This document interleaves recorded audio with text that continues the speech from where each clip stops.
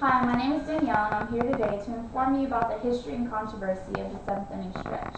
These are my audience members, Julie, Larry, and Melissa, and my cameraman, Chris. The seventh inning stretch is a tradition in baseball that takes place in the middle of the seventh inning. Fans generally stand up and stretch out their arms and legs, and sometimes walk around. It is a popular time to get a late inning snack, as well as a short break for the players. Of all the traditions and ceremonies surrounding the baseball, the seventh inning stretch is perhaps the most well known. Even those who have never witnessed a baseball game are familiar with its phenomenon. It is ironic then that such a popular part of baseball should have its origin shrouded in mystery. History has been unkind to William Howard Taft, the 27th President of the United States, who surely would have wished to be remembered for something nobler than his weight.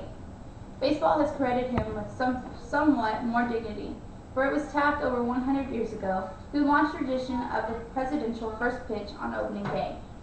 The occasion was a game between the Washington Senators and the Philadelphia Athletics on April 14, 1910, at Giffords Stadium.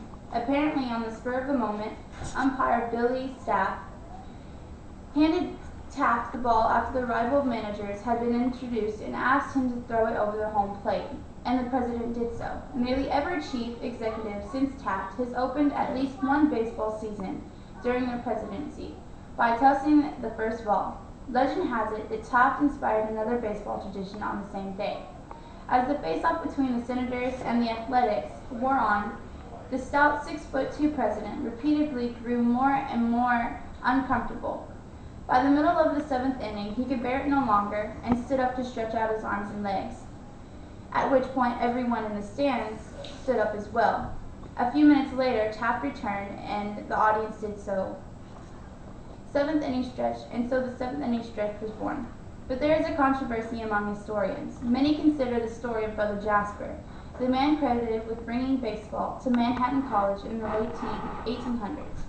Being the prefect of discipline as well as the coach of the team, it fell to Brother Jasper to supervise the student fans at every home game. One day in 1882, during the seventh inning of play against the semi-pro Metropolitans, the prefect saw his charges were becoming restless and called a timeout. He saw that this worked so well that he began doing it at every game. The Manhattan College custom spread to the major leagues after the New York Giants were charmed by it at a game, and the rest is history. But as it turns out, baseball historians have located a manuscript dated 1869, 13 years before Brother Jasper's inspired timeout, documenting what can only be described as a seventh inning stretch.